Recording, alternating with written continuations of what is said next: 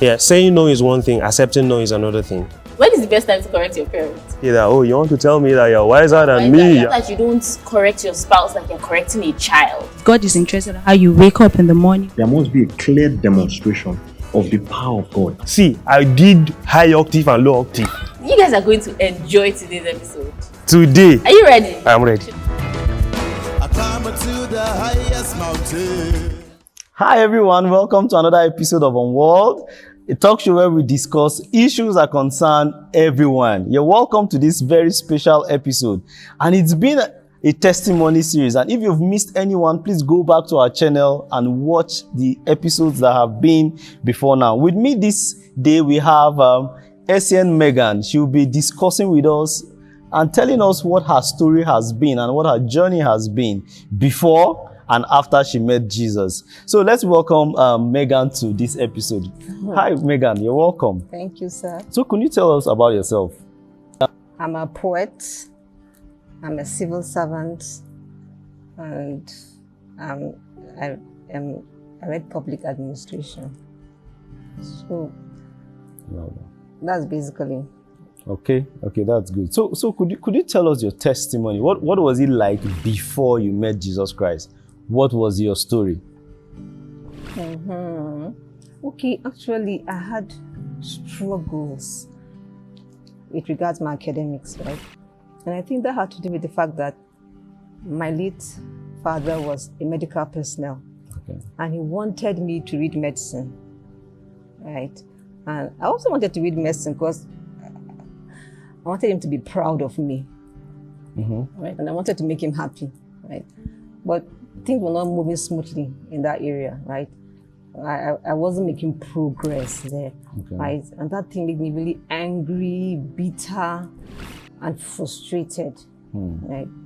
But the beautiful thing about the experience is that that was the time I had a genuine encounter with God, right? That was the time I got to know how God is real, right? I talked to God and He responded back to me. And it made me really excited, right? It made me want to know Him more. You understand? And that brought changes to my life. Okay, so maybe before we go on to the changes, let's just touch a bit on the frustration and all of that bit. What was it like in that situation? What was it about the frustration? Were you frustrated with people? Were you frustrated with your father for wanting you to study medicine? Or was it about you not being able to make progress with medicine? Yes, it was because of me not being able to make progress with it. And again, it's as if I didn't see people that could understand what I was going through. Oh, okay. You understand? Okay. Yeah. Basically, that was it. Oh, okay. Right? So the whole thing, as I said, brought changes in my life, very positive changes, like with regards to my association. Initially, my friends, I used to have friends that used to talk about God, church. And I didn't used to like them. I used to get irritated with them. But this time around, I started liking them. I started enjoying their company because I wanted to know God more. You understand? And God started doing His healing process in my heart. Right? I can remember that period, right? That time when I was having that frustrating period, right, in academics. I remember my late father telling me something. He said, you write a book about this experience. Wow. Wow. Wow. I mean, I didn't like that talk. It wasn't funny to me at all. I felt he was making fun of me. So I was like, what's so funny or interesting about what I'm going through? About your circumstance. That somebody is saying, or write a book about. You understand? So that talk didn't make me really happy. But funny enough, that's exactly what happened. Because I found out that I started expressing myself in writing. I like writing poems, right? Okay. So I started putting down the hurt, the pain in writing. I started writing the experiences that were not pleasant, I started putting them in writing. And even experiences that were similar to what I was going through, I started putting them down in writing. And I turned them into a poetic form. And I noticed that when I read those poems to myself, it made me feel better. So I kept on doing it, right? And funny enough, His prophecy came true because I now compiled it into a little booklet. It's a small booklet like this, right?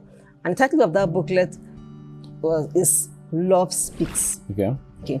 So I did the book and I took it to the church that the church where I fellowship took it there so that it could be prayed upon and dedicated before selling it.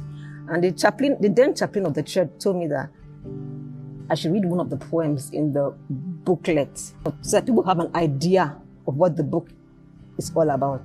And the poem I wrote was titled, When the Rain Keeps Falling. Okay, do you want to recite that so that we also just have an idea? Okay. It goes like this. When the rain keeps falling and the sun seems far from shining, when given a bitter pill to swallow and left all alone to wallow, rather than hold a pity party, bring to mind some of the mighty. Like Joseph and an ex-president himself, for a season, it looked as if the prison was going to be called their home, until God took them to the throne. Indeed, no matter the trouble, our God specializes in the seemingly impossible. Only Him can give you a future that can embarrass your failure. So rather than go to pieces, hold your peace. Let His word alone fill your soul. Then keep your cool and watch Him fight your battle. Wow, only God can use your future to embarrass Your failure. Amazing. So after saying the poem, everyone clapped. After the service, they rushed to the back of the church to meet the ushers to buy copies of the book. Mm-hmm. And so after some minutes, I went to meet the usher so that I could collect the remaining copies of the book, right? So I asked this usher, can I have the remaining copies of my book? And she did like this. Nothing is remaining. They bought everything. Oh. And so I sit down and I said to myself, wait. I went through this painful experience. It wasn't funny at all. I put it into writing, and then somebody comes, rushes to buy the book to read. So it now made me to say to myself, okay, then maybe the experience was meant to help somebody, right? Maybe I went through that so that it could be a blessing to somebody. To bless somebody. Right? And then when I turn my back and look at the experience that I went through, I don't feel pain anymore, right? Because the gain outweighed the pain. Outweighs the pain. So God has now embarrassed your failure with this current success that you have. That's beautiful. Okay, so I want to ask a question. Now, looking at all of the things that happened, the bitterness, the anger, and then what produced the booklets that you talked about. What was the particular point that changed your direction from being bitter, from being angry, to beginning to produce something? What was the particular point? Okay, I think it's because I actually started getting close to God, right? Okay. Started getting close to God, started having Christian friends. As I told you, that whole thing led me to have a genuine encounter with God. Okay. For the first time in my life, I knew that God was real. You understand? So it's as if my relationship with God it took a hold on me, that bitterness didn't have so much hold on my mind anymore. Okay. So was the change very easy? Was it easy to navigate from being a bitter and angry person to be someone who loves, to be who is a lover of Jesus? Well, actually, it wasn't easy. It wasn't easy, right? It wasn't an easy experience at all, because number one, it had to make me change my company. You understand? Okay. And the work with God, it was gradual. Okay. You were in the process of studying medicine, and eventually switched to become an administrator, a public administrator. That switch, what has it been like for you? Oh God, I enjoy public administration. I was like, I wish I'd done it much earlier, because it's like easy effort. I read without stress, you understand? I assimilate things very fast, you understand? It's like, that's just where I really fit. Okay, so now that you've transited all of this, you've transited pain, you've also switched a field of study. What is your walk with Jesus like now? Comparing where you are coming from and where you are now, and the journey that you are taking. Oh, my walk with Jesus now is like, I can see it's more real. You understand? I don't just look at God as some faraway being. I see him as a person I can relate to it. You understand? And I don't do Christianity, and I enjoy Christianity now. I don't do it like doing it because other people are doing it.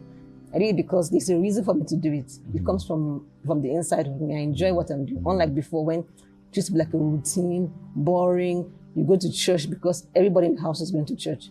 This time around, I have a reason for doing what I do in church because of the encounter I had with Christ. Oh, excellent, excellent. So do you have any last words you have for our viewers? Anything to encourage people? Because again, people will have been or are in your situation or where you used to be. You want to encourage them, something, 1 word, 2 words for them. I like to say, don't waste your pain, right? Right? There's a gain in every situation you're going through, right?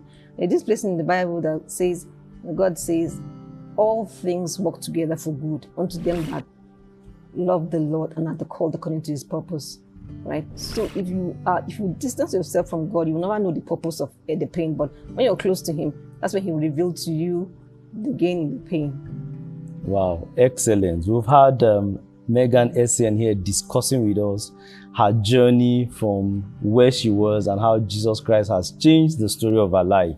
And her last word is, don't waste your pain. Thank you so much for sharing with us your journey. I hope you had a very good time with us on this episode of UNWALLED. Please do well to like, do well to subscribe, and do well to share. And would like to hear feedback from you, what you think about this episode, and suggestion of what other things we can discuss in coming episodes. Thank you so much, and see you next time on UNWALLED. Bye. I climb to the highest mountain.